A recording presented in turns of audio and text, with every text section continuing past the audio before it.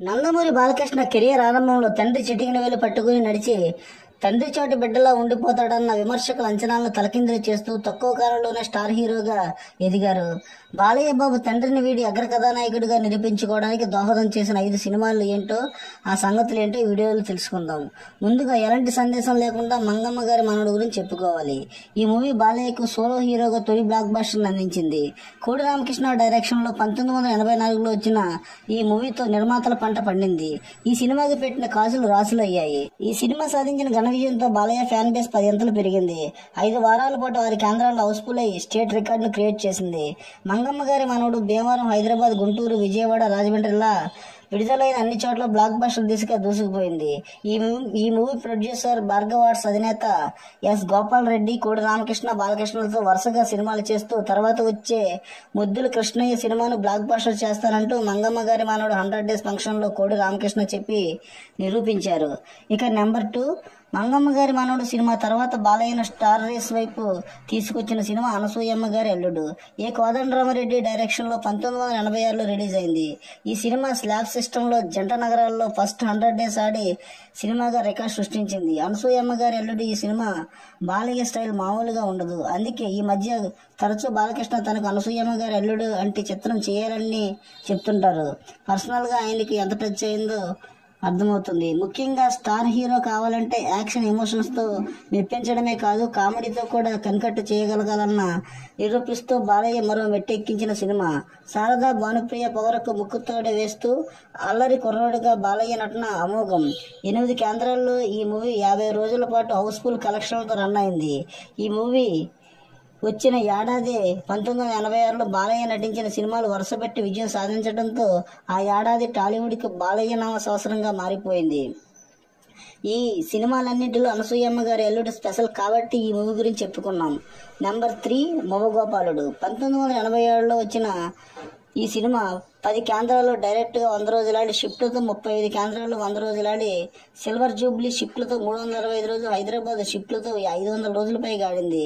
దీంతో తన premieres movie ముద్దుల కృష్ణయ్య రికార్డును తానే బద్దలుకొట్టుకోవలసి వచ్చింది. కోడి రామకృష్ణ డైరెక్షన్ లోనే ఈ మూవీ కూడా వచ్చింది. విజయశాంతి, శోభన హీరోయిన్లుగా చక్కటి విలేజ్ బ్యాక్గ్రౌండ్ లో స్టోరీ. జంట నగరాల్లో ఈ మూవీ మొదటి వారంలో 286 షోలకు 275 షోలు హౌస్ఫుల్ కావడం విశేషం. విశాఖపట్నం సత్యనారాయణ థియేటర్లో మొదటి 10 రోజులు 41 షోలు హౌస్ఫుల్ కావడం విశేషం. ఇలా బాలయ్య మాత్రమే సాధ్యమైన రికార్డులను లిఖించిన తాను అగ్ర కథానాయకుడిగా మారడానికి ఆవిడ దూరంలో నిలిపింది. ఇక తర్వాత ముద్దుల మావయ్య, Chiranjeevi back to back industry hit తో పసివాడి ప్రాణం, ఎముడికి మొగుడు, అత్తకు ఎముడు, అమ్మాయికి మొగుడు మొత్తం రికార్డులను బాలయ్య ఈ ఒక్క ముద్దుల మావయ్యతో చెరిపేసి బాలయ్య సరికొత్త ఇండస్ట్రీ హిట్ అందుకున్నారు.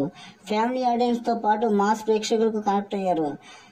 బాలయ్య ఈ మూవీ డైరెక్టర్ కోడి రామకృష్ణ, ప్రొడ్యూసర్ భార్గవ ఆర్ట్స్ అధినేత ఎస్ గోపాల్ రెడ్డి. ఈ ముద్దుల మావయ్య సృష్టించిన రికార్డులు ఎలా ఉన్నాయంటే, అప్పటి వరకు సూపర్ స్టార్ కృష్ణ నుంచి నెంబర్ 1 పొజిషన్ లాక్కోవడానికి తీవ్రంగా చిరంజీవి కష్టపడుతుంటే అతడికి పోటీగా బాలయ్య రేసులోకి వచ్చి చిరుకి సరైన కాంపిటేటర్ గా నిలబడ్డారు.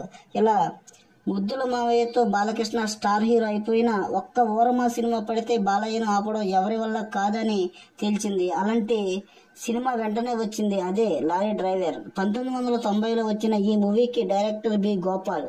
విజయశాంతి, బాలయ్య కాంబినేషన్ లో ప్రేక్షకులు వరుసగా బ్రహ్మరథం పట్టడంతో, పైగా బాలయ్య మాస్ రోల్ విపరీతంగా ఆకట్టుకోవడంతో ఈ సినిమా బాక్సాఫీస్ ను షేక్ చేసింది. 5 వారాల పాటు ఏకదాటిగా అనేక ఏరియాల్లో హౌస్ఫుల్ గా రన్ అయింది. 1990 డిసెంబర్ 21 రిలీజ్ అయిన ఈ మూవీ క్రిస్మస్, న్యూ ఇయర్ తో పాటు తర్వాత వచ్చిన సంక్రాంతిని కూడా కవర్ చేసింది. ఇక పండగలను షోలు పెంచుకుంటూ పోయారు. బాలయ్య గుండెల్లో గోలయ్య అంటూ బాక్సాఫీస్ ను షేక్ చేసి ఇండస్ట్రీ హిట్స్ ని సైతం దగ్గరగా వెళ్ళింది.